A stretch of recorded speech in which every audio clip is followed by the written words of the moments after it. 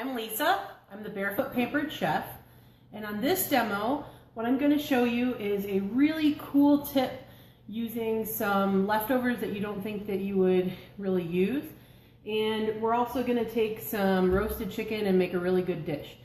Now this recipe does come from a cookbook. I'm not a real chef, I'm a cook. But this cookbook is from Gordon Ramsay Fast Foods, and I absolutely love everything that that man does. So it's actually kind of a takeoff of one of his recipes. This recipe actually calls for you cooking the chicken during the recipe, but I had some leftover roasted garlic chicken that I'm going to use for it. So the first thing that we're going to do is I'm going to show you how to make an amazing bone broth. Now, a bone broth is not only tasty, it's actually really healthy for you. It gets all of the calcium, the nutrients, the vitamins, everything out of the bones and the tendons, and it cooks it down and it puts it into a broth, and so it's really healthy. So what I did was we did the ultimate garlic roasted chicken, and I took all the bones out, and I used the meat for other purposes, and I'm going to use part of the meat for this dish. And then I took the carcass, and hopefully you can see that, and I put the carcass, so all of the bones, any little bits of fat, there's a few onions scattered in there from the inside of the chicken, and some of the garlic cloves. And I gotta say, look at this cute little itty bitty tiny wishbone. Isn't that the cutest thing you've ever seen? So we're gonna put all of these bones in here, and this is the easiest, simple part. So this is my rock crock cooker, and I'm gonna use this as a slow cooker. So this is the rock crock slow cooker base, and all I'm gonna do is take water, and I'm gonna add it until it covers the top of the bones. Now this is kind of a skinny chicken, but so I don't want to put in too much water because then you'll lose flavor. But I'm just going to bring it to the top of that breastbone. So that's probably enough right there. I do have a little bit of the breastbone sticking out, but remember, some of these bones can float a little bit. I'm going to stick that in there. I'm going to throw on my lid. And what I'm going to do is I'm going to set that on low. I'm going to leave it overnight. Tomorrow morning, you will have the best chicken stock you have ever had. All you have to do is strain it, put it in some containers. You can freeze it in ice cubes, use it for later. I actually have people make this all the time for their animals. Since I am a veterinarian, they freeze it in ice cube trays, put it on their animal's food, so it kind of thaws over the food, and it gives them some really great nutrients for their joints as well. So that's going, and I don't have to worry about it at all. What I'm doing right now is I'm just turning my stove on high here, and what I have in here is some of the drippings left over from the roasted chicken, because we're not cooking this chicken in the pan, so I wanted some of that flavor since it's already cooked chicken. And then I just have the pieces of breast meat that I've kind of chunked up into big chunks. I also added a few sprigs of fresh thyme because that comes in this recipe. So I just walked out to my garden and got those. The easiest thing you can do as a cook is have a little herb garden. Whether it's one type of herb or a few different types of herbs, you can grow them in the windows. You can grow them. I have a little greenhouse outside that I grow mine in. So I'm just going to kind of warm this up a little bit because it's a little chilly. So I'm going to let that get a little bit hotter there. And the few things that I'm going to add, I'll show you right now. So this is my mise en place. So stuff in place is pretty much the layman's terms for that. And so what we're going to use is some sherry vinegar, and it calls for a splash of sherry vinegar, so to me a splash is around a tablespoon, so we're going to use a tablespoon. It calls for 2 tablespoons of dark soy sauce. We're going to use 3 tablespoons of honey, and we're going to use 1 lemon that's just very, very thinly sliced. You can use a mandolin. The Pampered Chef has a lot of different products that can thinly slice that for you. Starting to hear a little bit of bubbling in my stock going on here. The other thing that I wanted to mention while that's getting toasty is the honey. If you buy it locally, you can actually get a lot of health benefits from that. When you buy honey local and you eat it from local sources, you actually are pretty much, it's almost like an allergy injection. So you're slowly conditioning yourself to the pollens that are in the area, and you can really decrease the amount of seasonal allergies that you have. So this is getting nice and bubbly. And so what I'm going to do is add that splash of cherry vinegar. Now always make sure you have your prep sink next to you so you can just throw those in and clean them when you get to them. And I'm actually going to let this simmer for just a little bit, and we're going to let that reduce.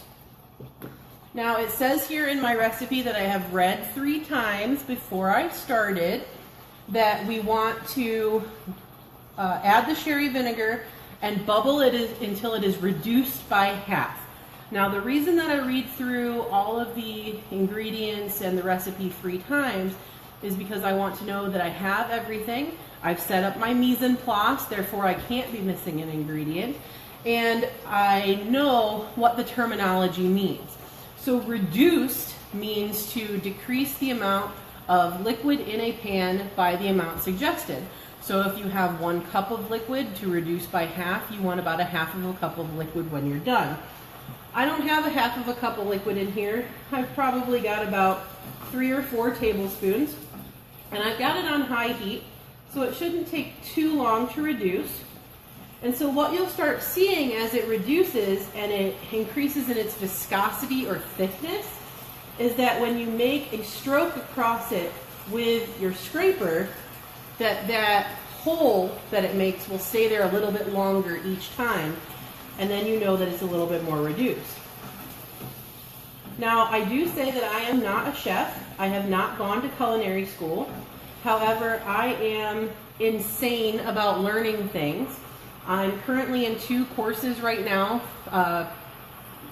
making more advancements in my veterinary work. But what I have done is I've gotten all of the books from Le Cordon Bleu and a couple other culinary institutes, and I read those like pleasure reading. So I do know a lot of these terms, and actually it's a really great thing to be able to read those and just learn a little bit more about the science of cooking and the schematics behind it. So now I've actually reduced this a little bit. I'm going to lift it up for you guys to see that. So it's bubbling quite well, and I can't really do this so you guys can see it. But if I make a stroke across it, the stroke stays for a little bit longer than it did. So we'll get that running. So now what I'm going to do is I'm going to take this dark soy sauce and I'm just going to drizzle that over it. And I'm going to take my honey and pour that over it as well. Now in my bowl, before I added the honey, I actually sprayed that with a little bit of olive oil, so I get a lot more of that honey out and it doesn't stick to the bowl. Just quite a good tip. The other thing that you can use if you are using a larger amount of honey is the measure all cup, because the measure all cup pushes it out and so it won't stick in the bowl. Now what I'm going to do is just kind of give this a nice shake to distribute all of that yummy soy sauce and honey.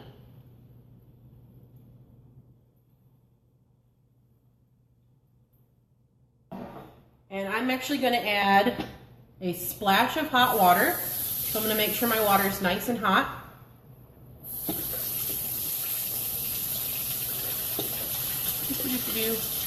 Like I said, a splash is about a tablespoon. Cooking, it doesn't have the scientific measurements behind it as much as baking does. So just a little splash of water. And then we're going to add in those lemon slices.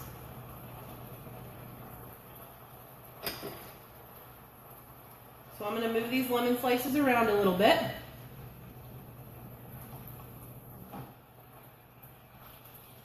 Just let them get all nice and down in that sauce. So our sticky lemon chicken can kind of all come together. And then all I have to do at this point is wait until that's reduced a little bit more. My recipe says you want it to reduce it down until it's syrupy. So like I said, when you run your spatula across the bottom, it should make an opening that stays for a little bit longer than it would if it's liquidy. All of these items you can find on Pampered Chef. So we used one of our scrapers. These are amazing. They're great to have around. They are stain resistant, melt resistant. They never really come off the handle. These are amazing to use. And they're even dry and crack resistant. I used my 1 cup prep bowls that I always have on hand with me. They come with great little lids that you can use as storage. To get my thyme off of the stems, I used my little herb stripper here. We are using our Rock Crock slow cooker and stand to make our amazing bone broth as well. And like I said, tomorrow morning, my house will smell like the most amazing chicken soup you have ever had. And all you have to do is strain it out. And I have tons of it in my freezer. Every single time I make a roasted chicken breast, oh, that's hot! Every single time I make a roasted chicken breast, or even if you buy one from the supermarket and you take all of the chicken off of it, throw it into your crock pot and make that soup for the next day. I mean, it's the great thing to have in the freezer. So this is getting really nice and bubbly, and I'm gonna sit down and eat my dinner. And I hope you learned a lot from this demo. My name is Lisa, and you can find all of this information on www.pamperedchef.biz/Lisa Wright, LISAWRIGHT. I hope you follow me on Twitter. It's #BarefootPC. And I also hope you follow me on Instagram. And I am on YouTube as well. Just look for the channel, The Barefoot Pampered Chef. Thanks. If you guys have any recipes you'd like me to demo, or even if you want me to do a chopped champion kind of style with a few ingredients, let me know.